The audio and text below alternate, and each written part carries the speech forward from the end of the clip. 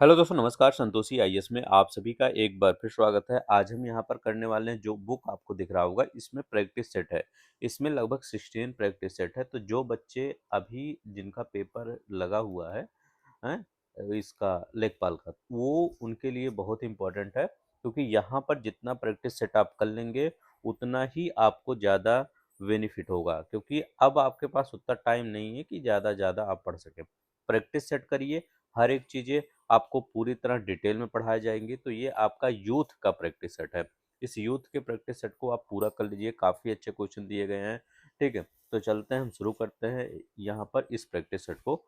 एक एक कर क्वेश्चन करते हैं। तो पहला क्वेश्चन हम करते हैं, देखते हैं क्या कर रहा है। जिन लोग को अच्छा लगेगा लाइक कर दीजिएगा, शेयर कर दीजिएगा। अगर आप कहेंगे तो कमेंट बॉक्स में लिख दीजिएगा। इन 16 प्रैक्टिस सेट को आपको वो पूरा करवाया जाए, और बहुत ही सिंपल वे में, और एक क्वेश्चन से कई आपको क्वेश्चन आपको यहाँ पर दिखने वाले हैं। ठीक है, तो चलते हैं, पहला क्वेश्चन देखते हैं हमारा क्या है। ठीक है, करें, 6वीं और 5वीं शताब्दी ईसा पूर्व में तुर्की के लोगों ने सिंधु के पूर्व में लोगों द्वारा इस्तेमाल की जाने वाली भाषा को कहा था। अब देखिए यहाँ पर क्या है, जैसे ये इंडिया का आपका मैप है। इंडिया के मैप के इस साइड में आपने देखा होगा सिंधु नदी बहती है। ठीक है, सिंधु नदी, ये सिंधु नदी कहाँ जाती है? अरब सागर में जाके गिरती है।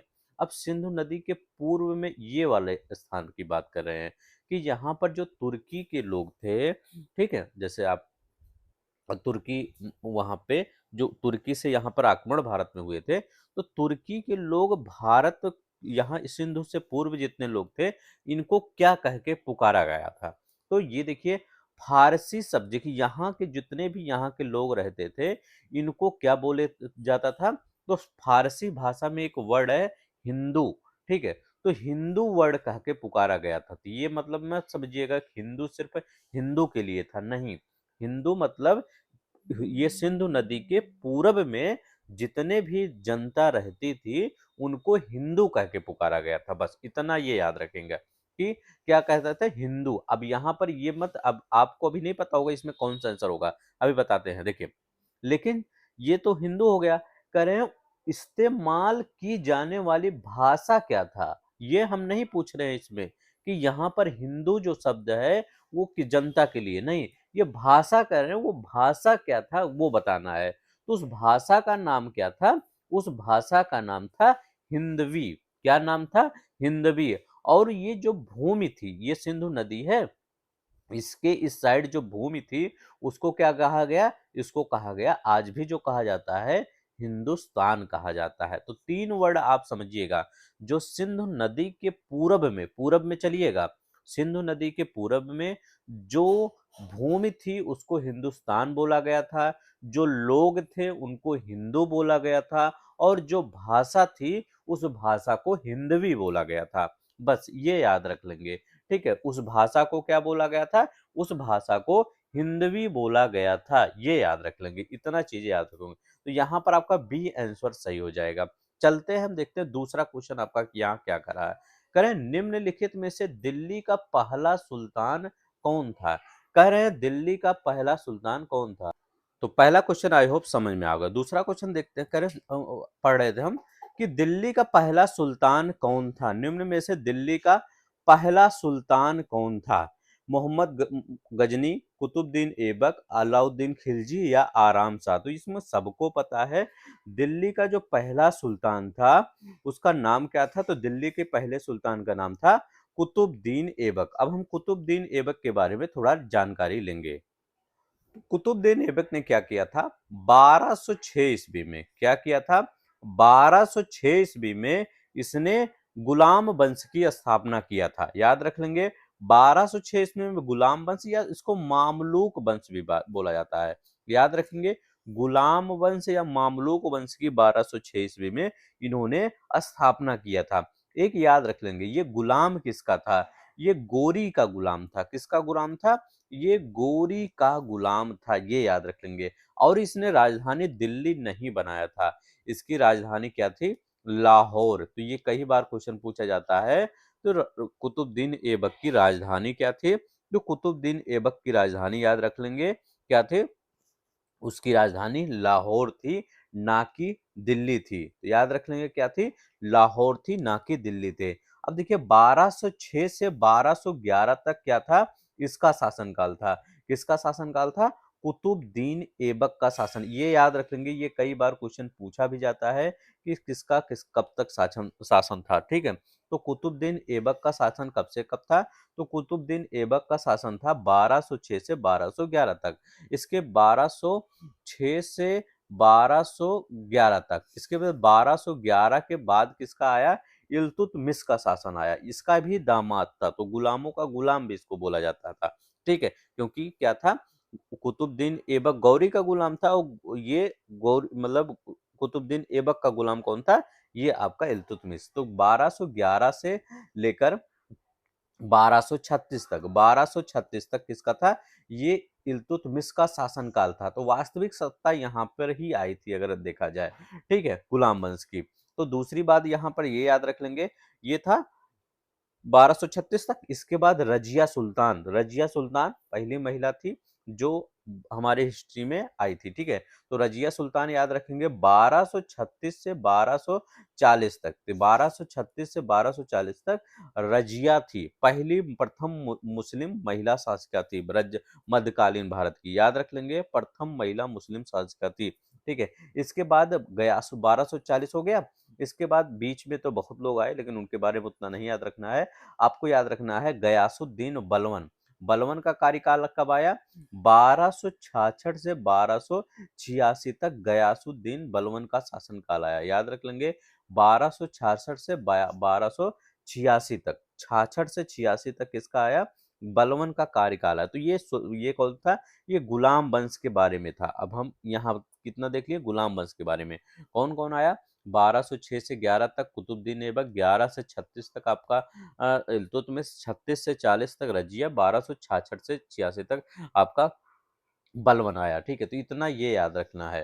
ठीक है, तो चलते हैं हम नेक्स्ट देखते हैं। करें डलहौजी ने भारत में ब्रिटिश साम्राज्य के लिए अवध को कब्जे में लिया। करें डलहौजी ने क्या किया था? ब्रिटिश साम्राज्य डल भारत में ब्रिटिश साम्राज्य के लिए अवध को कब्जे में लिया। किस माध्यम से अवध को कब्जे में लिया, ये बताना है। तो राज्य में अव्यवस्था के माध्यम से अवध को कब्जे में लिया था। तो याद रख लेंगे, राज्य में अव्यवस्था के माध्यम मतलब इसने डलहौजी ने ये कहा था कि राज्य में क्या है? अव्यवस्था फैल गई है, उसने अवध को कब्जे में ले लिया। तो यहाँ पर आपका कौन सा हो जाएगा? सी हो जाएगा। क्या हो जाएगा? सी हो जाएगा। अब देखिए यहाँ पर क्या है, एक आया था रिपोर्ट। उस रिपोर्ट का क्या नाम था? 1856 में वो रिपोर्ट आया था। 1856 में कौन सा रिपोर्ट था? जेम्स आउट्रम की रिपोर्ट। कौन सा था? जेम्स आउट्रम की रिपोर्ट। आउट्रम की रिपोर्ट था। ठीक है, इसी रिपोर्ट के आधार पर कुशासन का आरोप लगाया गया था। किसका आरोप लगाया गया था? कुशासन का आरोप लगा दिया गया था। इसी कुशासन के आरोप में 1856 में अवध को कब्जे में ले लिया गया था। क्या याद रख लेंगे? 1856 में अवध को कब्जे में ले लिया गया था। अब देखिए यहाँ पर यही सिर्फ आपको नहीं पढ़ना है कि यहाँ पर सिर्फ अवध को, इसके साथ साथ और भी याद रख लेंगे कि इनको किनको कब्जे में लिया गया था। जैसे आपको सतारा याद रख लेंगे।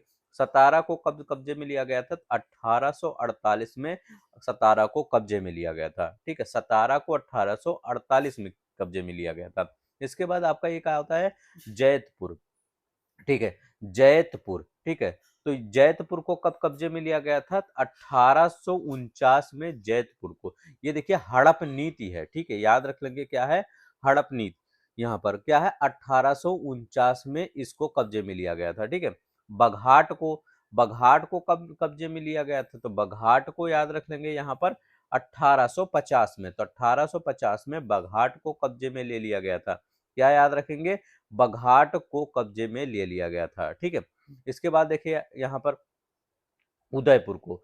ठीक है, उदयपुर को कब? 1852 में। तो 1852 में उदयपुर को कब्जे में ले लिया गया था।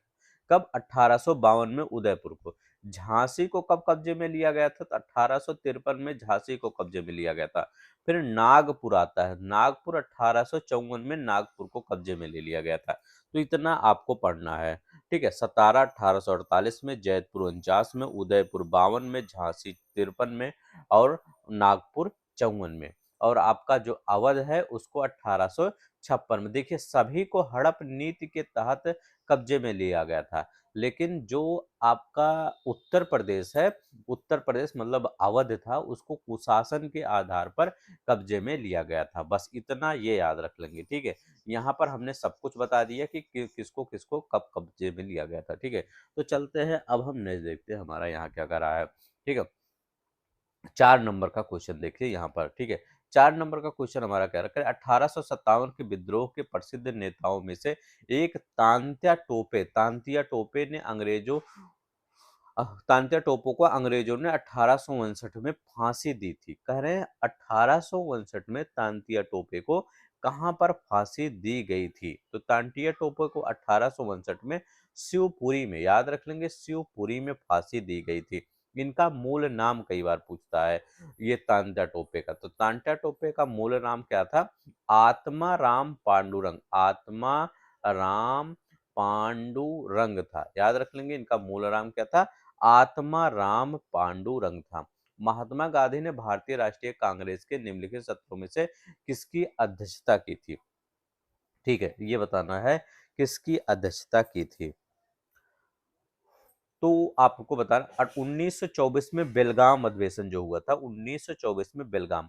अच्छा, आपने ये पढ़ा होगा कि 1924 का बेलगाम अधिवेशन में महात्मा गांधी ने अध्यक्षता की थी, लेकिन आप ये नहीं पढ़ते हैं ये कौन से नंबर का अधिवेशन था, जैसे फर्स्ट नंबर का, सेकंड नंबर का, थर्ड नंबर का, ऐसे किस नंबर का ये अधिवेशन था? तो ये किस नंबर का अधिवेशन था? 39वें नंबर का अधिवेशन था। याद रख लेंगे महात्मा गांधी ने जिस अधिवेशन की अध्यक्षता की थी वो 39वें नंबर का था। और ये फर्स्ट अधिवेशन की अध्यक्षता किसने किया था? फर्स्ट अधिवेशन की अध्यक्षता किसने किया था? ये किया था बोमेश चंद्र बनर्जी ने। याद रख लेंगे क्या था? बोमेश चंद्र बनर्जी ने किया था। अच्छा, बेलगाम है कहाँ? तो बेलगाम कहाँ पे है आपका? कर्नाटक में है। तो बेलगाम आपका कहाँ पे है? कर्नाटक में है। इसकी स्थापना कब हुई थी कांग्रेस की? तो कांग्रेस की स्थापना हुई थी 28 दिसंबर 1885 में इसकी स्थापना हुई थी। कहां पर? 28 दिसंबर 1885 में स्थापना हुई थी। पहला अधिवेशन कहाँ हुआ था? पहला अधिवेशन बंबई में हुआ था। याद रखें कहां पर? बंबई में हुआ था। तो बस इतना चीजें याद रख लेंगे यहाँ पर। छठे नंबर का क्वेश्चन करें, कैबिनेट मिशन योजना के तहत गठित अंतरिम सरकार का नेतृत्व किसने किया? करें जो अंतरिम सरकार था उसका नेतृत्व किसने किया था, ये बताना है। तो अंतरिम सरकार का नेतृत्व जवाहरलाल नेहरू ने किया था। जवाहरलाल नेहरू ही क्या बनाए गए थे? ये अध्यक्ष, मतलब पूरे सरकार के अध्यक्ष उपाध्यक्ष यही थे, उपाध्यक्ष पद पर ये थे। ठीक है, तो याद रख लेंगे कौन थे? जवाहर प्रधानमंत्री, उनको उपाध्यक्ष कहा जाता था। ठीक है, तो यही पीएम बनाए गए थे जवाहरलाल नेहरू। राजेंद्र प्रसाद, ये कृषि और खाद्य से रिलेटेड इनका जो विभाग था ये मिला था। तो कृषि और खाद्य से रिलेटेड राजेंद्र प्रसाद को मिला था। सरदार पटेल को कौन से विभाग मिला था? गृह मिला था। याद रखेंगे गृह मिला था। सूचना प्रसारण विभाग मिला था। याद रख लेंगे सूचना प्रसारण विभाग मिला था। राजगोपालाचारी को कौन सा? इनको शिक्षा वाला विभाग दे दिया गया था। शिक्षा वाला किसका? शिक्षा वाला विभाग इनको दे दिया गया था। करें संविधान का कौन सा अनुच्छेद एक भारत को घोषित करता है?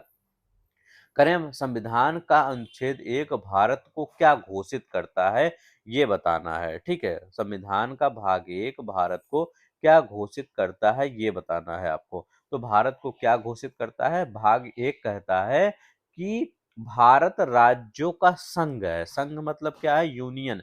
मतलब एक राज्य इधर हो गया, जैसे आपका क्या होगा, उत्तर प्रदेश हो गया, बिहार हो गया, एमपी हो गया, कर्नाटक हो गया, तमिलनाडु हो गया, ये सब मिलकर क्या बना रहे हैं? एक संघ बना रहे हैं। तो ये क्या बना रहे हैं? राज्यों का संघ बना रहे हैं। तो क्या है? संविधान का अनुच्छेद एक भारत के राज्यों का संघ है। संघीय राज्य मत कहिएगा, ये सभी क्या है? एक संघ है, ये याद रखेंगे। अनुच्छेद दो क्या कहता है? आर्टिकल दो क्या कहता है? आर्टिकल दो कहता है संसद विधि बनाकर संघ में नए राज्यों की प्रवेश या स्थापना कर सकता है। मतलब क्या है? अगर बांग्लादेश अपना कोई एक क्षेत्र दे रहा है तो अनुच्छेद दो में ये कहा गया है कोई एक नया क्षेत्र प्रवेश कर सकता है, ठीक है, या स्थान। 2 और 3 में अंतर समझिएगा। आर्टिकल 2 आर्टिकल 3 में अंतर। 3 क्या कहता है? 3 क्या कहता है कि जैसे मान लीजिए उत्तर प्रदेश है, ठीक है, उत्तर प्रदेश है, तो उत्तर प्रदेश के में क्या है, उसकी सीमा को चेंज कर सकते हैं, नए राज्यों का गठन कर सकते हैं। 3 क्या कहता है? और ये 2 क्या कहता है? नए राज्यों का प्रवेश कर सकते हैं। मतलब हमारे यहाँ भी 28 राज्य है, 2 से ही आप 29 राज्य बना सकते हैं, ठीक है। क्या है? नहीं, लेकिन 3 से क्या कर सकते हैं? 3 से मान लीजिए उत्तर प्रदेश है, अब उत्तराखंड उसमें काट के बना दीजिए, या उसका कोई नाम और चेंज कर दीजिए, ठीक है, मतलब उत्तर प्रदेश का नाम चेंज कर दीजिए, कुछ और कर दीजिए, उत्तर प्रदेश की सीमा चेंज कर दीजिए, तो ये याद रख लेंगे, ठीक है। तो 1, 2 और 3, ठीक है, जो 2 वाला है, 2 वाला जो है आपका, और 3 वाला, ये इंपॉर्टेंट है, ठीक है, पहला, दूसरा, तीसरा, ये तीनों ही जो चीजें हैं, ये इंपॉर्टेंट है, ठीक है, याद रख लेंगे। अब देखिए हम यहाँ पर क्या होगा, संघराज्य। त्रिस्तरीय पंचायती राज व्यवस्था का विचार किसने रखा था? कह रहे हैं जो त्रिस्तरीय पंचायती राज व्यवस्था है, इसका विचार किसने रखा था? तो त्रिस्तरीय पंचायती राज व्यवस्था का विचार किसने रखा था? बलवंत राय मेहता कमेटी ने रखा था। किसने? बलवंत राय मेहता कमेटी ने रखा था। ये 3 स्तरीय थी। कब रखा गया था? तो 1957 में इसका विचार रखा गया था। तो याद रखेंगे 1957। अशोक मेहता कमेटी कब आई थी? अशोक मेहता कमेटी 1977 में आई थी। 1977 में अशोक मेहता। लेकिन जो अशोक मेहता कमेटी थी, ये द्विस्तरीय थी। याद रख लेंगे क्या थी? ये द्विस्तरीय थी।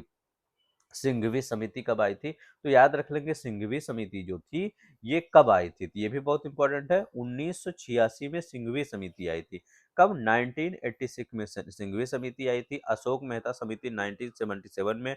बलवंत राय मेहता 1957 में आया था। अभी एक बार और याद रख लेंगे, यहाँ पर एक थुंगन समिति है। थुंगन कौन सी समिति है? ये थुंगन समिति, ये बहुत इंपॉर्टेंट है, पूछा भी गया है। 1988 में आई थी थुंगन समिति। तो चारों को याद करिए। बलवंत राय मेहता समिति 1957, अशोक मेहता समिति 1977, सिंघवी समिति। सिंघवी में एस पढ़ रहा है ना, तो एस से 6 याद रख लेंगे। 6 मतलब क्या है? लास्ट में 1986 पढ़ रहा है, ऐसे भूल मत जाइएगा, ठीक। 1986 में, तो 1986 में सिंघवी पढ़ रहा है। और थुंगन कब याद रखेंगे? तो थुंगन आप 1988 में याद रखेंगे। कब? 1988 में। बस ये मतलब इनका डेट याद रख लेंगे, ये इनका डेट इंपॉर्टेंट होता है, ठीक है। अब यहाँ पर हम देखते हैं 9 नंबर का क्वेश्चन। 9 नंबर का क्वेश्चन कर रहा है, टूटकर गिरते हुए पिंडों के सिद्धांत की खोज किसने की? करें टूट कर गिर, अगर जैसे कोई पिंड होता है ऊपर से, आप देखते हैं ना टूट कर गिरते रहते हैं, ठीक है, कभी कभी वो मतलब वो रोशनी भी करते हैं, ठीक है। तो वो ये इसका सिद्धांत की खोज किसने किया था? तो इस सिद्धांत का खोज किसने किया था? गैलीलियो ने किया था। याद रख ले, किसने? गैलीलियो ने किया था। चलते हैं ना, देखते हैं, इसमें कुछ ज्यादा नहीं है। अब करें, ग्रीनलैंड कहाँ पर स्थित है? करें ग्रीनलैंड कहाँ स्थित है? जैसे आपका ये पूरा वर्ल्ड है, ठीक है, अब इधर आपका अमेरिका पड़ जाता है, इधर साउथ अमेरिका पड़, मतलब अमेरिका उत्तर अमेरिका पड़ जाता है, इधर आपका दक्षिण अमेरिका पड़ जाता है, और ये आपका अटलांटिक ओशियन पड़ जाता है, ये अटलांटिक ओशियन है, ठीक है। अब इसी यहाँ पर यूरोप पड़ जाता है, ऊपर आपका कौन सा है? यहाँ ग्रीनलैंड। अभी इस पर थोड़ा सा कंट्रोवर्सी भी चल रहा है, ग्रीनलैंड। वो डोनाल्ड ट्रंप सोचते हैं कि हम इसको अपने कब्जे में ले लें, लेकिन अभी ये किसके कब्जे में है? अभी ये डेनमार्क के अधीन है। तो ये क्वेश्चन इंपॉर्टेंट है, क्योंकि अभी कंट्रोवर्सी में चल रहा है, हो सकता है इस टाइप के क्वेश्चन आ जाएं। तो ये क्या याद रखेंगे, ग्रीनलैंड कहाँ पर स्थित है? तो उत्तरी अटलांटिक। यहाँ देखिए, इधर साउथ अमेरिका है, नीचे आपका वो ऊपर नॉर्थ अमेरिका है, नीचे साउथ अमेरिका है, बीच में अटलांटिक महासागर है, और इसी अटलांटिक महासागर में या है कि ऊपर की तरफ आपका ग्रीनलैंड।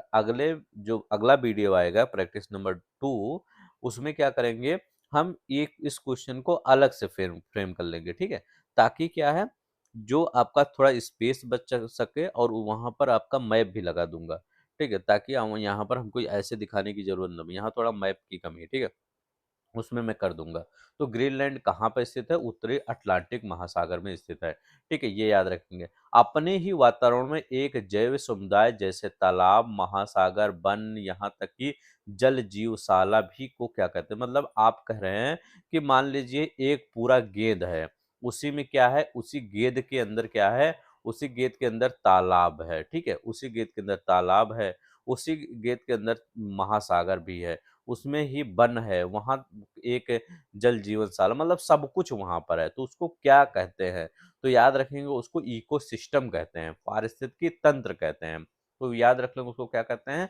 पारिस्थितिकी तंत्र। अपने ही वातावरण में एक जैव समुदाय जैसे तालाब, महासागर, वन, हर चीज वहां पर उपलब्ध हो तो उसको पारिस्थितिकी तंत्र कहते हैं। क्या? पारिस्थितिकी तंत्र। अच्छा, इकोसिस्टम जो वर्ड है, इसकी सर्वप्रथम संकल्पना किसने किया था? ये पूछ सकते हैं ना कि इसकी सर्वप्रथम संकल्पना किसने किया था पारिस्थितिकी? तो ये याद रख लेंगे, एजी टांसले ने किया था। याद रखें, एजी टांसले ने किया था। ठीक है, एजी टांसले ने कब किया था? 1935 में इसकी संकल्पना किया था। ठीक है। अच्छा, ऊपर आपने ग्रीनलैंड की राजधानी नहीं बताया, तो राजधानी क्या थी इसकी? नुक है। इसकी राजधानी क्या है? अब नुक है। ठीक है। 12 नंबर क्वेश्चन देखिए, निम्नलिखित में से कौन सा प्रदूषित जगह में नहीं उगता है? कौन सा ऐसा है जो प्रदूषित जगह में नहीं उगता है? तो आपका कौन सा है? तो यहाँ पर आपका जो लाइकेन है, ये जहाँ पर वायु प्रदूषण ज्यादा होता है वहां पर ये नहीं उगता है। याद रखेंगे, ये वायु प्रदूषण जहाँ होगा वो नहीं हो। आप देखेंगे, आप दिल्ली में नहीं पाएंगे, दिल्ली में आप लाइकेन पा ही नहीं सकते। ठीक है, लाइकेन किसका ये होता है, मतलब वो किस किस से मिलकर बनता है? तो लाइकेन सवल, शैवाल और कवक से। याद रख लेंगे, शैवाल और कवक, फंगस जिसको बोलते हैं, तो इनसे मिलकर लाइकेन बनता है। तो याद रखेंगे, शैवाल और कवक। अब ये याद रख लेंगे, ये कहाँ पर होते हैं? तो ये वृक्षों की पत्तियों पे आपको लाइकेन मिल जाएंगे। जो पेड़ होते हैं उनके वो उनका छाल नहीं होता, वहां पर लाइकेन मिल जाएंगे। प्राचीन दीवारों, चट्टानों पर आप देखते होंगे, ग्रीन ग्रीन दीवारों पर कभी कभी बारिश के मौसम में या ऐसे आ जाता है ना, उसी को लाइकेन कहते हैं। ठीक है, तो लाइकेन जहां पर वायु प्रदूषण होगा, जहां पर वहां पर उग ही नहीं सकते। अगर वायु प्रदूषण वहां कहीं पे आपको दे घूमने गए और वहां में आपने देखा क्या, वहां लाइकेन है, इसका मतलब समझ जाइएगा यहाँ की जो हवा है बहुत शुद्ध है। ठीक है, तो ये याद रखिए, सिंपल ही क्वेश्चन है, इसमें कुछ टफ नहीं है। ठीक है, अब देखिए, किसके प्रति यह संवेदनशील होता है, मतलब कौन सी चीजें हैं जो वायु प्रदूषण में लाइकेन को उगने नहीं देता है? तो वो कौन सा है? तो वो क्या है? तो वो लाइकेन को उगने नहीं देता, उसका नाम है SO2। क्या है? SO2, जिसको आप क्या कहते हैं? Sulphur dioxide. तो सल्फर डाई ऑक्साइड है जो लाइकेन को उगने नहीं देता है। तो हमने अभी 10-12 क्वेश्चन कर लिया है, आपको लग रहा होगा कि समझ में आ रहा है। ठीक है, चलते हैं यहाँ पर देखते हैं। यहाँ कर है, आयुसीएन की रेड लिस्ट को कहा जाता है। करें, जो आयुसीएन की रेड लिस्ट है उसको क्या कहा जाता है, ये बताना है। तो आयुसीएन की बहुत ही अच्छा क्वेश्चन है, 13 नंबर का। तो आयुसीएन की रेड लिस्ट को क्या कहा जाता है? जीवन का बैरोमीटर कहा जाता है। याद रख लेंगे, जीवन के बैरोमीटर को आयुसीएन की रेड लिस्ट कहा जाता है। आयुसीएन की रेड लिस्ट को जीवन का बैरोमीटर कहा जाता है। ठीक है, ये याद रख लेंगे। कह रहे हैं, निम्नलिखित में से कौन सा एक ग्रीन हाउस नहीं है, मतलब ग्रीन हाउस नहीं है, गैस, जो ग्रीन हाउस नहीं गैस होती, वो कौन सा नहीं है, ये बताना है। अब ग्रीन हाउस गैस पहले मैं बता देता हूँ कौन कौन सी है। तो यहाँ पर कार्बन डाइऑक्साइड जो होता है आपका ग्रीन हाउस गैस है, कार्बन डाइऑक्साइड। ठीक है, देखिए, सबसे ज्यादा ग्रीन हाउस गैस कौन सा इफेक्ट करता है? Carbon dioxide. इसके बाद आपका कार्बन डाइऑक्साइड है नाइट्रस ऑक्साइड। याद रख लेंगे, नाइट्रस ऑक्साइड ये आपका ग्रीन हाउस गैस है।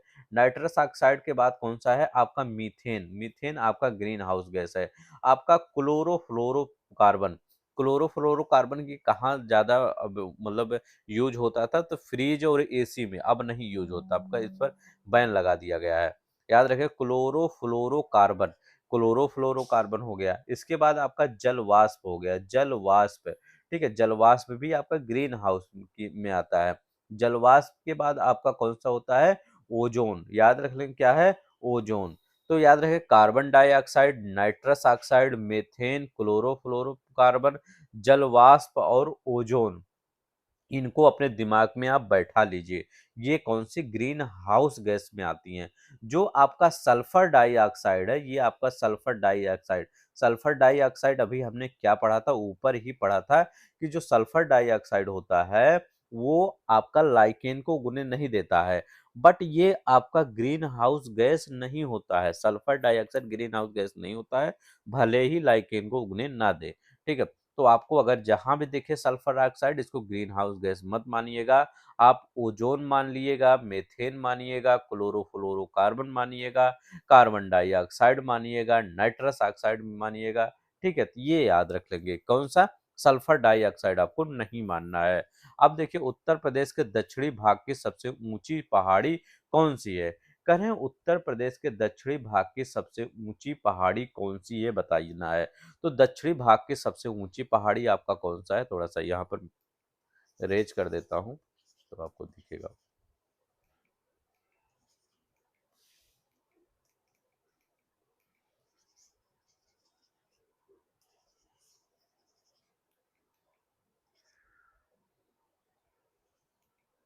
अब देखिए यहाँ क्या करा है। कर उत्तर प्रदेश के दक्षिण भाग की सबसे ऊंची पहाड़ी कौन सी है। उत्तर प्रदेश के दक्षिण भाग की सबसे ऊंची पहाड़ी आपका सोनाकर पहाड़ी है। तो याद रख लेंगे उत्तर प्रदेश के दक्षिण भाग की सबसे ऊंची पहाड़ी सोनाकर पहाड़ी है। और ये कहाँ पर है, तो ये मिर्जापुर में है। याद रख लेंगे ये कहाँ पे है, आपका मिर्जापुर में। उत्तर प्रदेश के दक्षिण भाग की पहाड़ी मिर्जापुर में है। याद रखें कहाँ पर है, ये मिर्जापुर में है। अगर मैं कहूं कि उत्तर प्रदेश की सबसे ऊंची चोटी कौन सी है, जैसे हम कहते हैं हमारे पूरे देश वर्ल्ड की सबसे ऊंची चोटी एवरेस्ट है, एवरेस्ट माउंटेन है सबसे ऊंची। अगर मैं कहूं कि उत्तर प्रदेश की बताइए, ठीक है, आप भारत की बताते हैं केटू गाडविन ऑस्टिन, जैसे मैं कहूं उत्तर प्रदेश की बताइए, तो उत्तर प्रदेश की क्या बताएंगे आप, उत्तर प्रदेश को आपको बताना है अमसोत। क्या बताएंगे, अमसोत। आप पूछेंगे ये अमसोत है कहाँ पे, तो उत्तर प्रदेश की सबसे ऊंची चोटी अमसोत सहारनपुर जिले में स्थित है। कहाँ पर स्थित है, सहारनपुर जिले में स्थित है। बस ये बताना है आपको। ठीक है, 15 नंबर क्वेश्चन हो गया। चलते हैं 16 नंबर क्वेश्चन देखते हैं। करें निम्न में से कौन उत्तर प्रदेश में स्थित नहीं है। दुधवा राष्ट्रीय उद्यान उत्तर प्रदेश में स्थित है। याद रख लेंगे क्या है, दुधवा राष्ट्रीय उद्यान उत्तर प्रदेश में है। भीमराव अंबेडकर पक्षी वन्य जीव उत्तर प्रदेश में है। हस्तिनापुर आपका उत्तर प्रदेश है। लेकिन कान्हा राष्ट्रीय उद्यान आपका उत्तर प्रदेश में नहीं है। कान्हा राष्ट्रीय उद्यान आपका कहाँ पे पड़ जाएगा, तो कान्हा राष्ट्रीय उद्यान आपका मध्य प्रदेश में पड़ जाएगा। ये इसको 1 जून 1955 को राष्ट्रीय उद्यान का दर्जा दिया गया था इसको, और 1973 में इसको बाघ अभयारण्य घोषित कर दिया गया था। ये मध्य प्रदेश का सबसे बड़ा राष्ट्रीय उद्यान है। कौन सा, कान्हा राष्ट्रीय उद्यान, और ये तीनों अपने उत्तर प्रदेश में स्थित है। ठीक है, दुधवा हुआ, ये भीमराव अंबेडकर पक्षी वन्य जीव है, हस्तिनापुर, ये सब उत्तर प्रदेश में है। लेकिन कान्हा आपका कहाँ पे है, ये आपका उत्तर प्रदेश में नहीं है, ये मध्य प्रदेश में है। कौन सा उपकरण डेटा को मानवीय पठनीय रूप से परिवर्तित करता है। 17 नंबर का क्वेश्चन देखते हैं। यहाँ पर करें कौन सा उपकरण डेटा मानों को पठनीय रूप से परिवर्तित करता है। करें आउटपुट डिवाइस या central processing unit, memory, input device. अब देखिए यहाँ पर क्या होता है, करें पठनीय। अब देखिए इसमें घुमा के थोड़ा क्वेश्चन पूछे गए हैं। यहाँ पर इनका मतलब है कि आउटपुट डिवाइस के बारे में पूछ रहे हैं।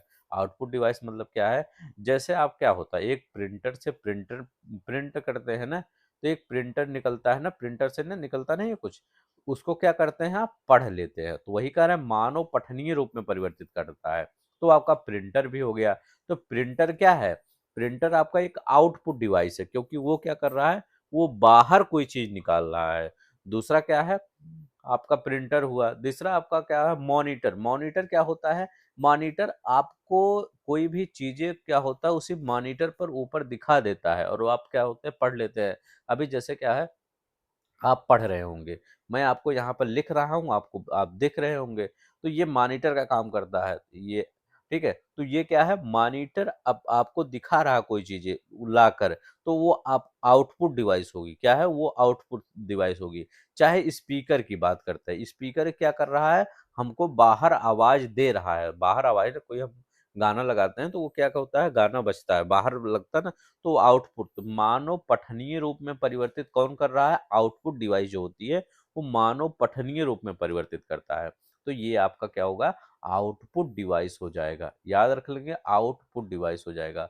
अब यहाँ पर देखते हैं निम्नलिखित में से कौन सा दुर्भावनापूर्ण प्रोग्राम नहीं। अब दुर्भावनापूर्ण प्रोग्राम का मतलब क्या होता है, मिलीशियस। मिलीशियस मतलब जो चीजें हमारे सॉफ्टवेयर, हमारे कंप्यूटर को हार्म पहुंचाते हैं, उसको क्या कहते हैं, दुर्भावनापूर्ण। ठीक है, तो यहाँ पर क्या है, एंटीवायरस सॉफ्टवेयर यूज करता है। तो बताइए कौन सा प्रोग्राम दुर्भावनापूर्ण प्रोग्राम नहीं है।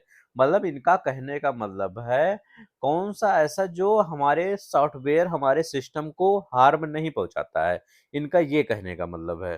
तो ट्रोजन हॉर्स जो होता है, याद रखेंगे, ट्रोजन हॉर्स ये आपका दुर्भावनापूर्ण प्रोग्राम है। अब ये क्या क्या है ट्रोजन हॉर्स, याद रखेंगे, ट्रोजन हॉर्स ये होता है, एक ऐसा प्रोग्राम होता है जो, जैसे आपका, आपने कभी देखा होगा कंप्यूटर या मोबाइल में कोई चीज़ इंस्टॉल करते होंगे, वो आपका एक सॉफ्टवेयर ही जैसा दिखाता है, लेकिन जब आपको उसको ओपन करते हैं तो वो ओपन नहीं होता, वो करप्ट फाइल होती है, ठीक है?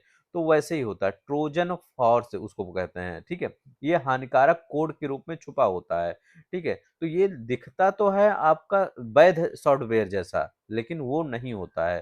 तो वो क्या होता है, वो ट्रोजन हॉर्स होता है। अब वायरस क्या होता है, वायरस क्या होता है ये भी याद रखेंगे। अब जैसे मान लीजिए आपकी कोई फाइल है, कंप्यूटर में आपकी कोई फाइल है, आप कभी ने देखा होगा अपने लैपटॉप में एक जैसे कई फाइल बन जाते हैंगे। आप आप जब लैपटॉप यूज करते हैं तो उसमें एक जैसे कई फाइल आपको देखते हैं, उसको आप डिलीट करना पड़ता है, कभी कभी वो डिलीट भी नहीं होते, ठीक है, कई फाइल बन जाते हैं, तो वो वायरस आपके मोबाइल में चला जाता है, ठीक है। वायरस कौन बेचता है, ये जो एंटीवायरस बेचते हैं यही वायरस भी बेचते हैं, ठीक है। तो याद रख लेंगे, वायरस वायरस मोबाइल में, ये जो लैपटॉप में है इसमें नहीं डलवाना चाहिए। जो आपका माइक्रोसॉफ्ट की तरफ से आता है उसी को ही यूज करना चाहिए, डिफेंडर जो आता है उसी को ही आपको यूज करना चाहिए, बाहर से नहीं डलवाना चाहिए, नहीं तो और आ जाता है। तो आपका वायरस हो गया, ट्रोजन हॉर्स हो गया। अब वर्म, आपका वर्म भी आपका क्या है, ये क्या है, ये तो आपको फाइल के थ्रू वायरस फैलता है। ट्रोजन हॉर्स ये सॉफ्टवेयर के थ्रू फैलता है, लेकिन वर्म जो है आपका, ये क्या होता है, ये जो वर्म होता है ये नेटवर्क के माध्यम से फैलता है। जैसे नेटवर्क आपके सिस्टम में जब आता है तो वो आपके सिस्टम को वो उसी के माध्यम से आ जाता है, और ये क्या है, उसको स्लो कर देता है, आपके नेटवर्क को ही ये स्लो कर देता है। ये याद रख लेंगे, क्या, आपके नेटवर्क को ही स्लो कर देता है, ये याद रखेंगे वर्म है। तो ये नेटवर्क के माध्यम से नेटवर्क में जाके पहुंच के कैसे क्या होता है, जैसे आपके, आपकी बॉडी नहीं होती है, बॉडी होती है, तो क्या बॉडी में कहीं पे क्या होता है, कहीं आपका दांत दर्द होता है, तो कहीं आपका पैर दर्द होता है, कहीं आपका पेट दर्द होता है। वैसे भी जब आपका कंप्यूटर होता है, आपका लैपटॉप, आपका सिस्टम होता है, तो ये नहीं कि एक ही वायरस चला जाएगा और सबको इफेक्ट करेगा, नहीं। वहां भी एक बीमारी अलग होती है, हर जैसे बीमारी शरीर में अलग होती है, वैसे वहां पर जो आपका ये मिसलीसियस वो आपका डाटा होता है उसको हार्म करते हैं, कि मतलब वो जो आपके प्रोग्राम में दुर्भावनापूर्ण प्रोग्राम आ जाता है, जैसे आपका वायरस, वर्म, ट्रोजन हॉर्स इस सब के रूप में आता है, ठीक है। तो ये याद रखेंगे, वर्म आपको नेटवर्क को इफेक्ट करता है, वायरस आपकी फाइल को इफेक्ट करता है, ट्रोजन हॉर्स आपके सॉफ्टवेयर को इफेक्ट करता है, और आपका ब्रेव ब्राउजर जो है ये आपका दुर्भावनापूर्ण वो नहीं है, ठीक है। तो याद रखेंगे, ये आपका वेब ब्राउजर, इस पे तो हम सर्च करते हैं। अब यहाँ पर देखते हैं, यहाँ क्या कर रहा है, यहाँ कह रहे हैं वर्षा और मिट्टी के प्रकार के आधार पर उत्तर प्रदेश में कितनी जलवायु क्षेत्र हैं। कह रहे हैं उत्तर प्रदेश में कितनी जलवायु क्षेत्र हैं, ये बताना है। तो उत्तर प्रदेश में हमने बताया है 9 जलवायु क्षेत्र है। उत्तर प्रदेश स्पेशल भी चल रहा है, आप वहां पर जाकर देख लीजिए वीडियो। उत्तर प्रदेश स्पेशल को बहुत डिटेल में भी पढ़ाया जा रहा है। तो आपका एक प्रैक्टिस सेट भी चलेगा और आपका टॉपिक वाइज भी चलेगा, ठीक है। तो जो लोग ज्वाइन करना चाहते हैं आगे पेपर के लिए, आप ज्वाइन कर सकते हैं। आपको हर चीज़ें पेपर तक करवा दिया जाएगा, ठीक है। इतनी अच्छी से करवा दिया जाएगा, आपको लगेगा ही नहीं, ठीक है। तो वर्षा और मिट्टी के प्रकार के आधार पर उत्तर प्रदेश में कृषि जलवायु क्षेत्र कितने हैं, 9 कृषि जलवायु क्षेत्र हैं। अब देखिए यहाँ पर कौन कौन से 9 कृषि जलवायु क्षेत्र हैं, मैं लिख दूं, एक बार लिख ही देता हूँ। कौन से हैं, भाभर और तराई क्षेत्र जो ऊपर वाला है, तो भाभर एवं तराई जो क्षेत्र है ये है पहला। दूसरा कौन सा है? तो आपका पश्चिमी मैदानी क्षेत्र हो गया। पश्चिमी मैदानी क्षेत्र सब अपने दिमाग में याद रखेंगे, पश्चिमी मैदानी क्षेत्र। तीसरा कौन सा हो जाएगा? मध्य पश्चिमी मैदानी क्षेत्र।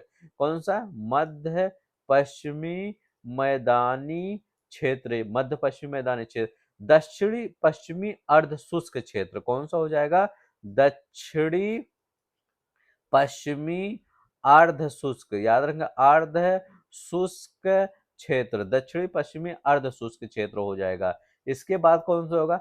मध्य मैदान क्षेत्र। कौन सा हो जाएगा? मध्य मैदान क्षेत्र, ये याद रख लेंगे। बुंदेलखंड का एरिया आ जाएगा, कौन सा हो जाएगा? बुंदेल खंड का क्षेत्र एरिया हो जाएगा। उत्तर पूर्वी मैदान हो जाएगा, उत्तर पूर्वी मैदान हो जाएगा। ठीक है, इसके बाद पूर्वी मैदान हो जाएगा, पूर्वी मैदान हो जाएगा। इसके बाद पूर्वी मैदान के बाद कौन सा आ जाएगा? विंध्य क्षेत्र हो जाएगा। ठीक है, विंध्य क्षेत्र। ये आपके 9। तो कौन कौन सा? भाभर और तराई हो गया पहला। दूसरा क्या हो गया? पश्चिमी मैदानी हो गया। यहाँ पर खाली पश्चिमी मैदानी जोड़ दीजिएगा। अब यहाँ देखें, पश्चिमी के बाद मध्य पश्चिमी, जब ऊपर से पश्चिमी आएंगे ना तो मध्य वाला कर दीजिएगा। मध्य पश्चिमी हो गया नीचे। अब थोड़ा सा नीचे चले आइएगा, जालौन वाला। तो दक्षिणी पश्चिमी अर्धशुष्क क्षेत्र क्या हो जाएगा? दक्षिणी पश्चिमी अर्धशुष्क क्षेत्र। ठीक है, ये आगरा होगा साइड। इसके बाद कौन सा हो जाएगा? दक्षिण पश्चिमी अर्धशुष्क क्षेत्र हो जाएगा। इसके बाद मध्य मैदान, याद रखेंगे मध्य मैदान क्षेत्र हो जाएगा आपका। इसके बाद बुंदेलखंड हो जाएगा, बुंदेलखंड क्षेत्र। उत्तर पूर्वी मैदान बलिया उलिया साइड हो जाएगा, पूर्वी मैदान आपका याद रख लेंगे। और कौन सा हो जाएगा? पूर्वी मैदान। इसके बाद आपका विंध्य क्षेत्र। तो यही 9 कितने हो गए? 1 हो गया, 2 हो गया, 3 हो गया, 4 हो गया, 5 हो गया, 6 हो गया, 7 हो गया, 8 हो गया और 9 हो गया। ठीक है, 9, इन्हीं 9 को 9 भागों में वर्षा और मिट्टी के आधार पर 9 कृषि जलवायु क्षेत्र में बांटा गया है। अब देखिए यहाँ पर क्या होता है, कह रहे हैं आयुध कारखाना यूपी में कहाँ है? तो आयुध कारखाना मतलब गोला बारूद ये सब बनाने वाला कारखाना आपको क्या कहाँ मिलेगा? तो ये बहुत पुराना ही नाता है कानपुर का। ठीक है, कानपुर में बनते हैं, तो याद रख लेंगे। तो कानपुर से भी पटाखे उटाखे जब आप दिवाली में जलाते हैं वहीं से ज्यादा आते हैं, तो कानपुर में आपका आयुध कारखाना है। ठीक है, तो सिंपल एक क्वेश्चन है, कहाँ पर? कानपुर में। अभी यहाँ पर ये क्या है? ड्रोन बनाने जाने की तैयारी है। ठीक है, कानपुर में डिफेंस कॉरिडोर भी बनेगा, तो मतलब कानपुर में ही याद रखेंगे। उत्तर प्रदेश के निम्नलिखित किस जिले में केंद्र और सरकार की अफीम की फैक्ट्री है? 2 क्वेश्चन पूछा जाता है आपसे। एक पूछा जाता है सबसे ज्यादा अफीम की पैदावार कहाँ होती है उत्तर प्रदेश में, और ये पूछा जाता है कि उत्तर प्रदेश में अफीम की फैक्ट्री कहाँ है। तो सबसे ज्यादा पैदावार आपका बाराबंकी में होती है। तो बाराबंकी में का बाराबंकी कहाँ पड़ता है? अयोध्या के पास बाराबंकी है। अयोध्या और कह सकते हैं आपका लखनऊ के पास है, ज्यादा लखनऊ के पास पड़ेगा। लखनऊ और अयोध्या के बीच में ही बाराबंकी पड़ता है। तो यहाँ पर आपका क्या है? बाराबंकी में सबसे ज्यादा अफीम पैदा होती है। फैक्ट्री की बात करें तो गाजीपुर में। तो अफीम की फैक्ट्री कहाँ पे आपको मिल जाएगा? तो अफीम की फैक्ट्री आपको गाजीपुर में मिल जाएगा। तो याद रख लेंगे गाजीपुर में मिल जाएगा। ठीक है, ये याद रख लेंगे। और गाजीपुर में एक चीज और है, कार्नवालिस की कब्र। कार्नवालिस की कब्र भी कहाँ पे है? गाजीपुर में है। करें ओबरा थर्मल पावर केंद्र निम्न में से किसकी सहायता से स्थापित किया गया है? करें ओबरा थर्मल पावर जो वो प्रोजेक्ट है ये किसकी सहायता से स्थापित किया गया था? तो ओबरा किसकी सहायता से स्थापित किया गया था? तो ये रूस की सहायता से। याद रख लेंगे क्या है? सोवियत रूस पहले था ना, इसी की सहायता से स्थापित किया गया था। ओबरा है कहाँ पे? तो सोनभद्र में है। तो याद रखेंगे सोनभद्र में ओबरा है। तो ओबरा ये रूस की सहायता से। करें 1857 में बरेली उत्तर प्रदेश में क्रांति का नेता कौन था? करें जो 1857 है उसमें बरेली उत्तर प्रदेश में क्रांति का नेता, 1857 में बरेली उत्तर प्रदेश में क्रांति का नेता कौन था, ये बताना है। तो ये कौन था? तो ये कौन था? बरेली में। तो बरेली में कौन था? खान बहादुर खान थे। कौन थे? खान बहादुर खान। खान बहादुर खान थे, इनका नाम याद रख लेंगे, खान बहादुर खान। ठीक है, ये अब देखिए ये क्या था, ये तो कहाँ के हो गए, ये बरेली के हो गए, ठीक है। एक ये कुंवर सिंह कहाँ के थे, ये बिहार से आते थे, पटना बिहार, ठीक है। नाना साहब, नाना साहब का याद रख लेंगे, नाना साहब कहाँ से आते थे, तो नाना साहब आपका कानपुर से आते थे, याद रखेंगे कहाँ पे, कानपुर में आते थे। खान बहादुर खान, खान बहादुर खान अभी हमने क्या बताया है, यही बरेली के खान बहादुर खान। हजरत महल कहाँ से थे, लखनऊ से थे। रानी रानी लक्ष्मीबाई कहाँ थी, झांसी की थी। अब एक फैजाबाद का नाम याद रख लीजिए, फैजाबाद का नाम ज्यादा पूछते हैं, तो मौलवी अहमदुल्ला, मौलवी अहमदुल्ला, अहमदुल्ला, मौलवी अहमदुल्ला कहाँ से थे, फैजाबाद। तो फैजाबाद वाले इंपॉर्टेंट है, याद रख लेंगे। मौलवी अहमदुल्ला फैजाबाद के थे। सभी भारतीय नेताओं में सबसे खतरनाक निम्न में से किसने रानी लक्ष्मीबाई के बारे में कहा, करें। सभी भारतीय नेताओं में सबसे खतरनाक निम्न में से किसने रानी लक्ष्मीबाई के बारे में कहा, तो ये कौन से थे, तो इनका नाम था ह्यूरोज, ह्यूरोज ही थे। इन्होंने रानी लक्ष्मीबाई को कहा, क्या कहा कि ये आकर्षक थी और ये खतरनाक थी, ठीक है। तो रानी लक्ष्मीबाई का जन्म कहाँ हुआ था, इनका जन्म बनारस में हुआ था, एक ब्राह्मण परिवार में, 19 नवंबर, याद रखें 19 नवंबर 1828 में इनका जन्म हुआ था, याद रखेंगे 19 नवंबर 1828 में इनका जन्म हुआ था। इनके बचपन का नाम क्या था, इनके बचपन का नाम क्या था, मणिकर्णिका, याद रखेंगे इनके बचपन का क्या नाम था, मणिकर्णिका इनके बचपन का नाम था, ये याद रख लेंगे, ठीक है। तो मणिकर्णिका इनके बचपन का नाम था। इनको मनु के भी नाम से जाना जाता है, याद रखेंगे क्या है, मनु के नाम से। 1858 में अंग्रेजों के खिलाफ इनका लड़ते हुए मृत्यु हो गया था, ठीक है। लेकिन ह्यूरोज का नाम याद रखेंगे, ठीक है, ह्यूरोज, क्योंकि कई बार क्वेश्चन पूछा गया है ह्यूरोज।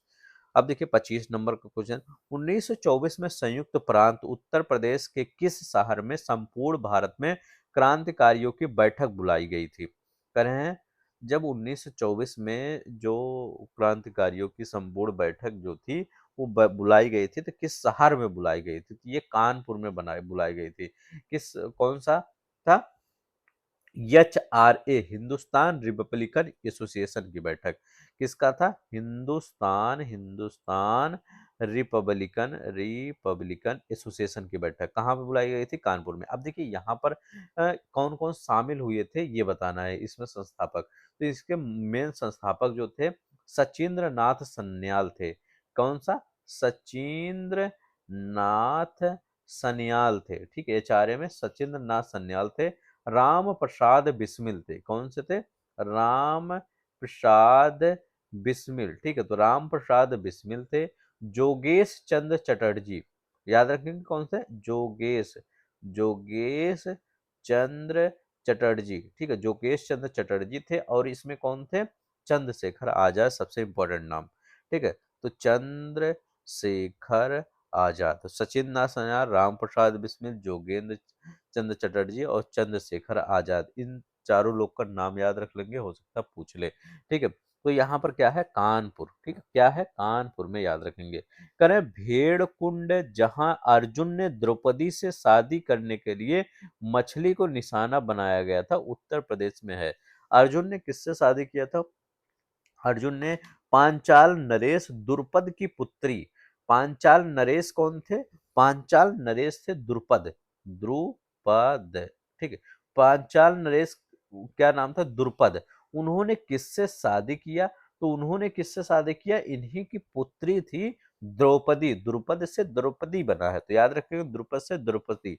शादी करने के लिए कौन, अर्जुन ने मछली की आंख को निशाना बनाया था, किसने निशाना बनाया था, अर्जुन ने द्रौपदी से शादी करने के लिए मछली की आंख को निशाना बनाया था, ये दिखाने के लिए वो कितने धनुर्धर हैं, ठीक है।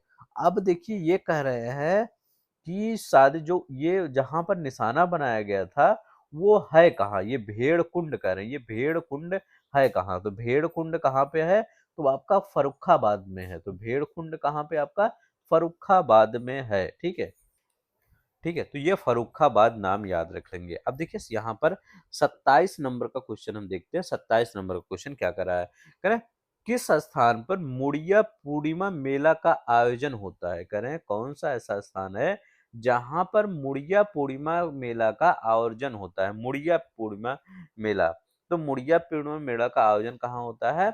ये मथुरा के गोवर्धन में होता है। तो याद रख लेंगे कहाँ पे होता है? मथुरा के गोवर्धन में होता है इसका आयोजन। ठीक है, तो ये याद रखेंगे मथुरा के गोवर्धन में इसका आयोजन होता है। करें 28 नंबर का क्वेश्चन देखिए, निम्नलिखित में किस नृत्य को में एक महिला नर्तकी करते हुए अपने सिर पर रोशन दीपकों की एक स्तंभ को संतुलित करती है? करें एक महिला है, वो नृत्य करती है और अपने सर पर वो दीपक रखती है, ठीक है? करें वो अपने सर पे क्या रखती है? दीपक रखती है। तो वो कौन सा नृत्य है ये बताना है ये। तो वो कौन सा नृत्य है? तो वो है आपका चरकुला। अब चरकुला नृत्य होता कहाँ पे है? तो ये मथुरा और ब्रज क्षेत्र में होता है। मथुरा और ब्रज क्षेत्र में ये होता है। तो मथुरा और ब्रज क्षेत्र में ये चरकुला नृत्य होता है, ये याद रखें। कहाँ पे होता है? मथुरा और ये यहाँ पर। अब यहाँ पर देखते हैं, निम्नलिखित नृत्यों में से कौन सा सुमेलित नहीं है? ये अच्छा है। करें कर्मा कहाँ होता है? तो कर्मा हमने आपको बताया है, जो मेरा नहीं लेक्चर देखे वो देख लेंगे। तो यहाँ पर कर्मा कहाँ पे होता है? तो कर्मा कहाँ पे होता है? तो कर्मा आपको मिलेगा सोनभद्र में। तो याद रखेंगे सोनभद्र में आपको क्या मिलेगा? कर्मा मिलेगा। ठीक है, अब हमने कैसे बताया है? कर्म करेंगे तो सोना मिलेगा। कर्मा क्या है? ऐसे याद कर लीजिएगा, कर्म करेंगे तो सोना मिलेगा, ये याद रखेंगे। अब हम कह रहे हैं धुरिया कहाँ होता है? तो यही इसका यही वाला सही है। धुरिया आपका बुंदेलखंड में होता है, तो याद रखें धुरिया बुंदेलखंड में। धीवर कहाँ होता है? तो धीवर आपका धीवर जो है, धीवर कहार, तो याद रख लेंगे धीवर कहार। ठीक है, तो धीवर कहार हो गया। नटवरी आपका पूर्वांचल में होता है, तो नटवरी आपका गुजरात। सब सही है। अब आपका कौन सा है? यही वाला गलत था, पहला वाला। सुप्रसिद्ध सूफी संत, मतलब यहाँ डैश लगाना है, कि वार्षिक उर्स के अवसर पर हिंदू कैलेंडर के कार्तिक महीने में प्रतिवर्ष बाराबंकी में देवा शरीफ का आयोजन, मेले का आयोजन होता है ना। बाराबंकी में देवा शरीफ मेले का आयोजन होता है। कह रहे हैं ये जो देवा शरीफ मेले का आयोजन होता है, ये किसके याद में होता है? ठीक है, तो ये किसके? ये वारिस अली शाह के में। ठीक है, तो वो कितना? वारिस अली शाह में उर्स के अवसर पर हिंदू महीने कैलेंडर के अनुसार कार्तिक महीना। अब कार्तिक महीना कौन सा होता है? कार्तिक महीना होता है आपका अक्टूबर, अक्टूबर वाला महीना। ठीक है, प्रतिवर्ष बाराबंकी में देवा शरीफ में मेले का आयोजन किया जाता है। ठीक है, ये हिंदू और मुस्लिम एकता का प्रतीक होता है, क्योंकि यहाँ पर हिंदू मुस्लिम सब जाते हैं। तो वारिस अली शाह क्या है? याद रख लेंगे, वारिस अली शाह। ठीक है, तो यहाँ पर बी वाला आंसर सही हो जाएगा, वारिस अली शाह की याद में। ठीक है, अब पहले ये क्वेश्चन ये पूछा जाता था कि देवा शरीफ का मेला कहाँ होता है, तो पहले अब ये क्वेश्चन नहीं पूछा जाएगा, सब जान गए हैं। तो देवा शरीफ का मेला का आयोजन कहाँ होता है?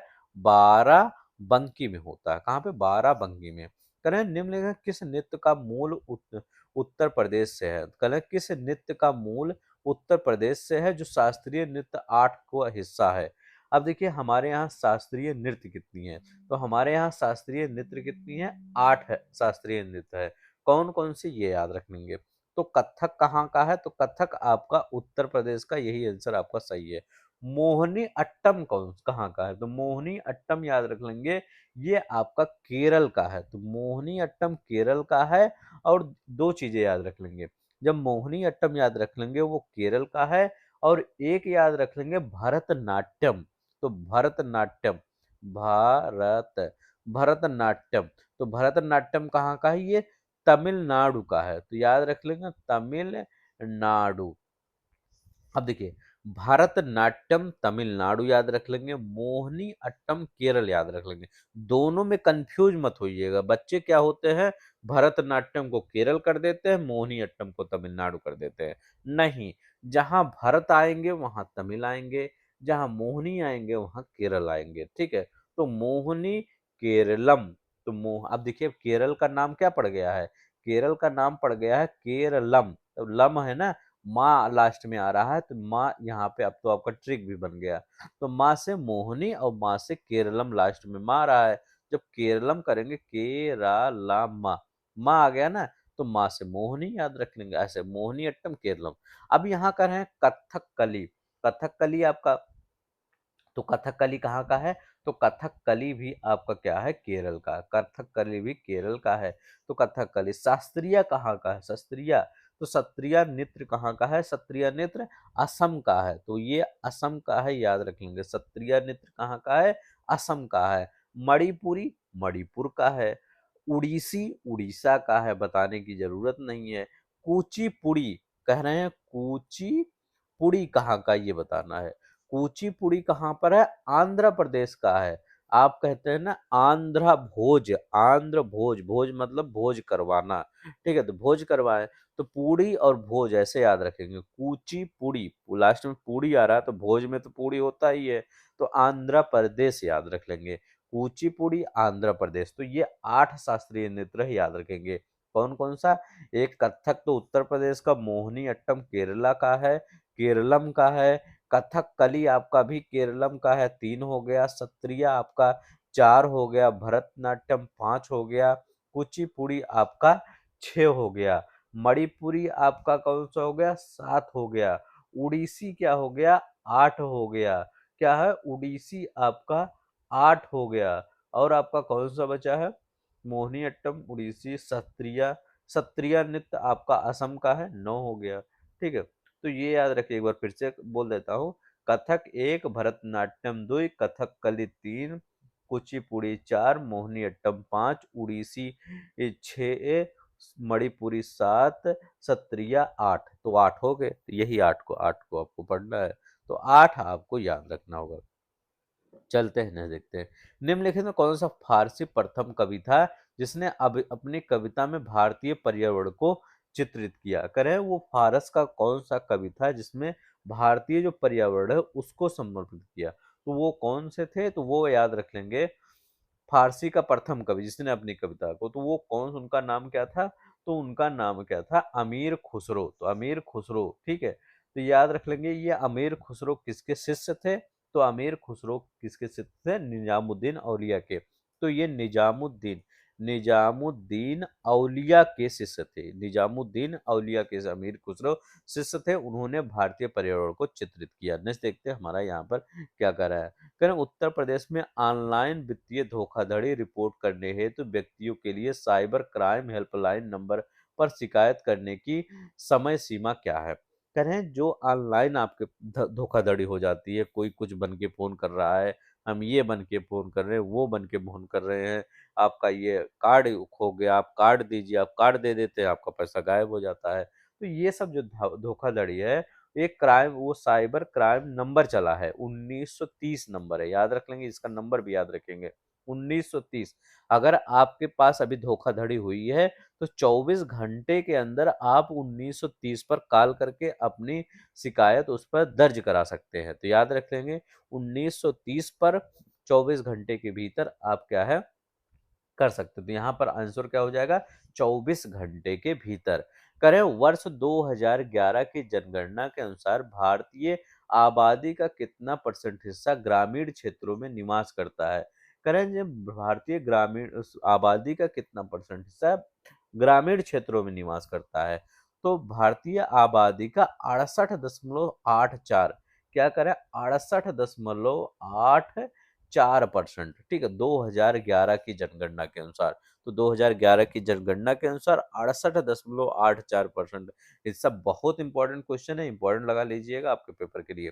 तो 68.84% हिस्सा ग्रामीण क्षेत्रों में निवास करता है। और ये क्वेश्चन आरओ में एक बार पूछा गया था कि 31.2% हिस्सा, ठीक है, तो 31.2% हिस्सा कहाँ पर? शहरी क्षेत्रों में निवास करता है। तो याद रख लेंगे, शहरी क्षेत्रों में निवास करता है, ठीक है, तो ये याद रख लेंगे। तो कितना? 68.84 ग्रामीण क्षेत्रों में, 31.2% जनसंख्या कहाँ पर? शहरी क्षेत्रों में निवास करता है। विशुद्ध अनुसंधान के बारे में निम्नलिखित में से कौन सा कथन सत्य है? करें विशुद्ध अनुसंधान के बारे में कौन सा कथन सत्य है, ये बताना है। तो विशुद्ध अनुसंधान के बारे में मूलभूत नियमों की खोज करना, मतलब कोई रिसर्च है उसके बारे में कौन सा कथन सच है, ये बताना है। तो मूलभूत नियमों की खोज करना, ज्ञान के लिए ज्ञान की प्राप्ति का लक्ष्य है, तो ज्ञान के लिए ज्ञान की प्राप्ति का लक्ष्य है। ठीक है। मौलिक सिद्धांतों की स्थापना करना, तो मौलिक सिद्धांतों की स्थापना करना। उपर्युक्त सभी यहाँ पर होगा क्या है, उपर्युक्त सभी यहाँ पर आंसर हो जाएगा। नेक्स्ट देखते हैं, करें उत्तर प्रदेश जमींदारी उन्मूलन और भूमि सुधार अधिनियम कब पारित किया गया। अब देखिए, ठीक है, मैं आपको बताना चाहता हूँ टेलीग्राम चैनल पर यही सेम क्वेश्चन आपको उसमें मिल जाएगा। ठीक है, सिर्फ वहां पर एक्सप्लेनेशन नहीं रहेगा, मतलब यही क्वेश्चन आंसर आपको क्यूज के फॉर्म में मिल जाएगा। तो आप सब क्या कर सकते हैं, टेलीग्राम चैनल ज्वाइन कर सकते हैं और यही क्वेश्चन क्यूज में कर लीजिए, यहाँ कर लीजिए, आपका हर क्वेश्चन तैयार हो जाएगा। ठीक है। तो उत्तर प्रदेश जमींदारी उन्मूलन और भूमि सुधार अधिनियम कब पारित हुआ, तो याद रख लेंगे ये कब पारित हुआ, ये 1950 में पारित हुआ। 1952 में इसमें संशोधन किया गया था। ठीक है, याद रखना 1952 में इसमें संशोधन किया गया था और ये 1950 में क्या हुआ, पारित किया गया। ठीक है, तो यह अधिनियम 1952 में दोबारा लागू किया गया। 1950 में पारित कर दिया, कुछ विसंगतियां थी, फिर 52 में संशोधन किया गया, फिर 52 में लागू किया। लेकिन यहाँ पर 50 ही डालिएगा, आपका याद रखेंगे क्या, 50 ही। उत्तर प्रदेश में किसान मित्र योजना का आरंभ हुआ था, करें उत्तर प्रदेश में किसान मित्र जो योजना है इसका आरंभ कब हुआ था, उत्तर प्रदेश में किसान मित्र योजना। तो किसान मित्र योजना का आरंभ 18 जून 2001 में हुआ था। ये याद रखेंगे कैसे, तो देखिए किसान हमारा क्या है, एकमात्र साथी है। तो 2001 ना, ऐसे याद रख लेंगे, एकमात्र साथी। तो 18 जून 2001 किसान हमारा एकमात्र साथी है, ऐसे याद करेंगे। चलते हैं नेक्स्ट देखते हैं, कह रहे हैं कि निम्नलिखित में से कौन सा ग्रामीण उद्योग है, करें ग्रामीण उद्योग कौन सा है। खाड़ सारी उद्योग, मार्बल उद्योग, खाद्य प्रसंस्करण उद्योग। तो यहाँ पर ग्रामीण उद्योग की बात करते हैं, तो यहाँ पर हथकरघा उद्योग जो है, ये हथकरघा मतलब जो बुनाई कटाई होता है। ठीक है, तो ये क्या होता है, ये छोटे छोटे गांव कस्बों में लगता है। तो हथकरघा उद्योग क्या है, आपका ग्रामीण उद्योग है। ठीक है, तो याद रख लेंगे क्या है, यह हथकरघा उद्योग आपका ग्रामीण उद्योग है। पत्र लेखन के बारे में कौन सा विकल्प सही नहीं लगता, देख रहे हैं ये आपके अकॉर्डिंग टू लेटेस्ट सिलेबस के अनुसार सब कुछ क्वेश्चन है। ठीक है, पत्र लेखन के बारे में कौन सा विकल्प सही नहीं लगता है, ये बताना है। यहाँ कह रहे हैं अपने से छोटे को पत्र लिखते समय समापन जब समापन किया जाता है तो तुम्हारा, तुम्हारी, शुभचिंतक और शुभकांक्षी, हितैषी जैसे शब्द होना चाहिए। ठीक है, अगर आप अपने छोटे भाई, अपने छोटे बहन को पत्र लिख रहे हैं तो आप अपना इसमें वो लिखिए कि आपका तुम्हारा, तुम्हारी, आप थोड़ी कहेंगे, तुम्हारा तुम्हारी कहिए, शुभचिंतक कहिए, हम शुभाकांक्षी कहिए, आपका हितैषी है, मतलब मेरे भाई मेरे बहन का हितैषी, तो ऐसे कहेंगे ना, तो एकदम सही है। कहे सरकारी कार्यालयों में लिखे जाने वाले पत्रों में अभिवादन सादर नमस्ते लिखा जाता है, नहीं सरकारी कार्यालयों में नमस्ते वर्ड नहीं यूज किया जाता है। तो याद रख लेंगे क्या है, नमस्ते नहीं लिखा जाता है। ठीक है, तो याद रख लेंगे वहां पर अभिवादन भावादिये लिखा जाता है। याद रख लेंगे कि अभिवादन के रूप में भावादिये। ठीक है, तो सरकारी कार्यालयों में क्या लिखा जाता है, भावादिये लिखा जाता है, ये याद रखेंगे। नेक्स्ट देखते हैं, यहाँ पर दूसरा ही वाला गलत है आपका। ठीक है, यहाँ पर ये वाला देखते हैं, करें यहाँ क्या करें, करें पिताजी, माताजी और अन्य बड़े लोगों के लिए पत्र में आदरणीय, पूज्य जैसे शब्दों को प्रस्तुत किया। हाँ, जैसे क्या होता है, जो बड़े लोग होते हैं उनके लिए आदरणीय किया जाता है, पूजनीय लिखा जाता है, तो एकदम सही है। वैयक्तिक पत्रों में औपचारिकता नहीं होती है, जैसे वैयक्तिक मतलब पर्सनल अगर जो पत्र होता है उसमें औपचारिकता होती है, नहीं होती है, उसमें औपचारिकता क्या, उपर्युक्त में से कोई नहीं थी ना, आपका दूसरा पहला दूसरा वाला क्या गलत है। हम करें तो घोष वर्णों का सही विकल्प नहीं है, तो वर्णों के उच्चारण में स्वतंत्रतियों में कंपन नहीं होता है। करें वर्णों के उच्चारण में स्वतंत्रियों का कंपन नहीं होता है, ये इनका करें कौन सा विकल्प सही नहीं है, तो हाँ सही है। तो यहाँ पर क्या होता है, जो ये वर्णों का उच्चारण होता है उसमें क्या है, स्वतंत्रियों का कंपन नहीं नहीं होता है, यहाँ नहीं नहीं होता है। जब भी हम घोष का उच्चारण करेंगे कोई भी हम वर्ड के, चाहे हम एक बार हम ले ही लेते हैं, चाहे हम क्या करते हैं, गा, आपका गा घोष होता है ना, कौन सा होता है, पहले घोष वर्ड याद रख लेंगे। घोष क्या होता है, प्रत्येक वर्ग का तीसरा याद रख लेंगे, चौथा याद रख लेंगे, पांचवा याद रख लेंगे, और जो अंतस्थ होता है या रा ला वा, इसके बाद हा भी, ठीक है, तो याद रखेंगे या रा ला वा है ये, तो या रा ला वा हा, ठीक है। इसके बाद आपको इसमें क्या क्या आ जाता है, गा आ जाता है, घा आ जाता है, अंगा हो जाता है, जा होता है, झा होता है। आप अंगा ऐसे पढ़िए, अंगा स्वतंत्रियों का कंपन होता है, अंगा पढ़िए, अंगा हो रहा है ना, जा पढ़िए, जा, ठीक है, थोड़ा कंपन आप हो रहा है ना, गा पढ़िए, तो कंपन हो रहा है ना यहाँ पर, ठीक है। तो जहां पर कंपन आपका होता है तो वो क्या होता है, घोष, तो यहाँ करें नहीं होता है तो ये तो गलती है आपका, ठीक है, घोष का सही विकल्प नहीं है, ठीक है, करें कौन सा घोष का सही विकल्प नहीं है, ठीक है, तो ये तो आपका गलत ही दिया है, क्योंकि हमेशा घोष में कंपन होता है, ये भी गलती, ये तो गलती है। यार अलावा घोष ध्वनियां है, तो हाँ हमने बताया यार अलावा, करें गा घा अंगा ही घोष ध्वनियां है, तो गा घा अंगा ही घोष ध्वनियां है, ये ही नहीं होना चाहिए, ठीक है। यहाँ पर गा घा अंगा घोष ध्वनियां है, तो एकदम सही है। स्वतंत्र स्वर तंत्रियों में कंपन का होना घोष है, स्वतंत्रियों में कंपन का होना घोष है, तो ये भी सही है। आपका यहाँ ही नहीं होना चाहिए, ठीक है, तो ये नहीं तो दो गलत हो जाएगा आपका। वर्णों के उच्चारण में स्वतंत्रियों का कंपन नहीं होता है, ये गलत है। वर्णों के उच्चारण में क्या होता है, स्वतंत्रियों का कंपन होता है, उसे घोष कहते हैं, तो ये वाला आपका सही है, ये भी आपका सही, ये भी ये आपका, यही आप पहला वाला आपका नहीं है, तो यही वाला गलत है। चलते हैं, बहुत ज्यादा इसमें टाइम हो गया, ठीक है, चलते हैं नेक्स्ट देखते हैं हमारा क्या है। कह रहे हैं यहाँ पर, यहाँ देखते हैं, करें मिश्र तथा संयुक्त वाक्य में विपरीत अर्थ प्रकट करने या विरोध पूर्ण कथक प्रकट करने वाले जिन उपवाक्यों के बीच किस चिन्ह का प्रयोग किया जाता है, करें यहाँ बताइए। तो करें मिश्र और संयुक्त वाक्य विपरीत अर्थ प्रकट करने वालों के बीच में, तो विपरीत अर्थ प्रकट करने वाले उपवाक्यों के बीच में अर्ध विराम का प्रयोग किया जाता है, किसका, अर्ध विराम का। अर्ध विराम मतलब जो ऐसे बना होता है, ठीक है, ऐसे ऐसे करके ऐसे, ठीक है, तो ऐसे करके उसका अर्ध विराम का प्रयोग किया जाता है, किसका, अर्ध विराम का। करें यहाँ पर देखते हैं क्या कर रहा है, कर निम्नलिखित दोनों वाक्यों में शुद्धता के विषय में कौन सा विकल्प सही है। हमको हमारे पूजनीय महानुभावों का सदा सम्मान करना चाहिए, हमारे जो पूजनीय महानुभावों का सदा सम्मान करना चाहिए, क्या यह सही है या गलत है, तो ये भी गलत है। उसे मृत्युदंड की सजा दी जानी चाहिए।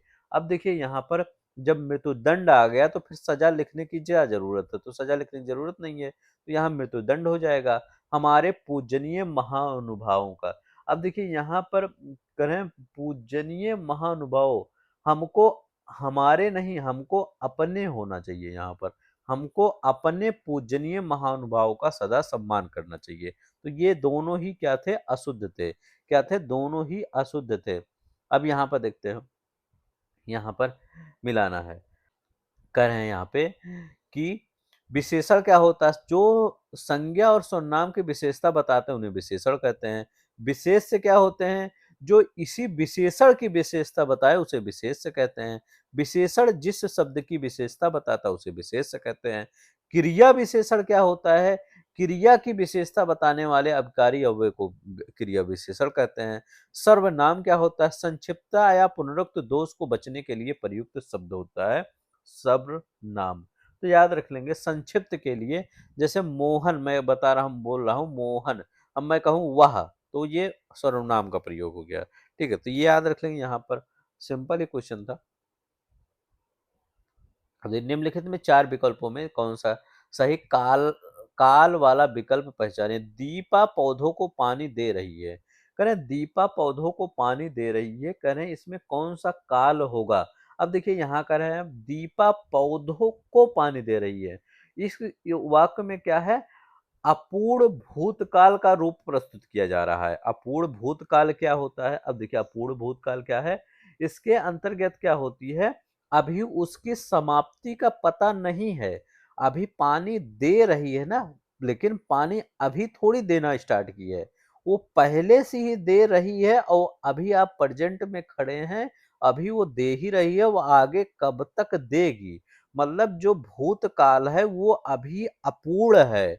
मतलब भूत आप यहाँ खड़े हैं, लेकिन भूतकाल यहाँ से स्टार्ट हो गया है ना, अब पानी दे रही आपको, ये बता नहीं कि कब से दे रही है। तो ये याद रखिएगा, पौधों को पानी दे रही है, तो मतलब ये यहाँ से स्टार्ट होके यहाँ चल रहा है।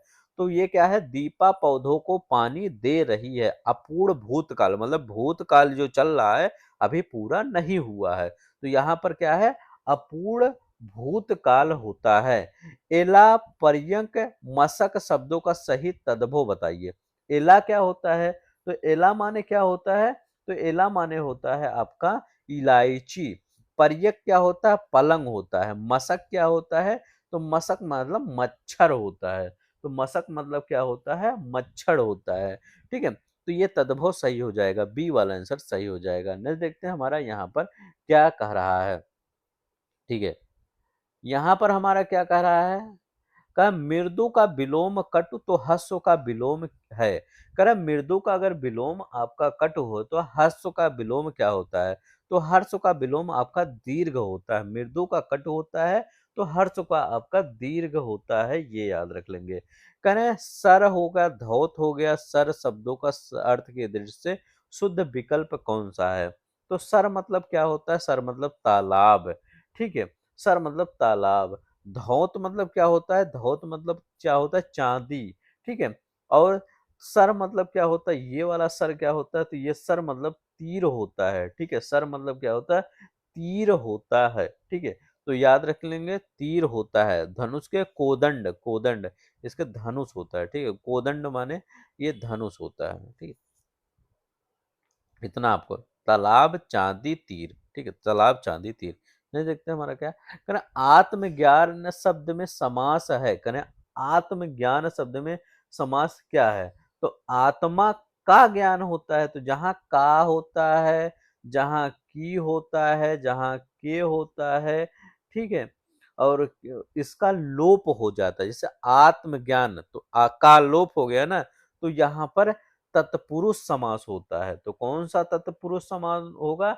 ये संबंध तत्पुरुष समास होगा। याद रखेंगे संबंध, ये बता रहा है ना आत्मा और ज्ञान का संबंध है, उसको तत्पुरुष समास, संबंध तत्पुरुष। जैसे हम कहते हैं राजपुत्र, तो राजा का पुत्र क्या होता है? राजा का पुत्र होता है। उत्तर प्रदेश की राजधानी कौन सी? उत्तर प्रदेश की राजभाषा कौन सी है? कह रहे हैं उत्तर प्रदेश का राजभाषा कौन सा है? तो उत्तर प्रदेश की राजभाषा क्या है? हिंदी है।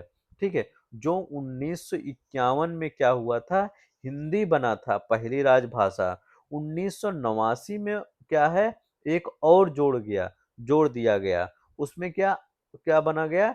आपका उर्दू को 1989 में क्या कर दिया गया? 1989 में उर्दू को दूसरी राजभाषा घोषित कर दिया गया। तो याद रख लेंगे 1989 में उर्दू को दूसरी राजभाषा घोषित किया गया।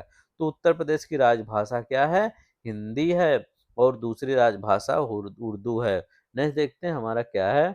सरकार जो भी कुछ करना चाहती है या नहीं करना चाहती है लोकनीति कहलाती है। उपयुक्त कथन की परिभाषा किसने दिया है? तो ये परिभाषा किसने दिया है? तो थॉमस आर डे ने दिया है। याद रख लेंगे थॉमस आर डे ने दिया है। क्या थॉमस आर डे ने दिया है, ये याद रख लेंगे। ठीक है,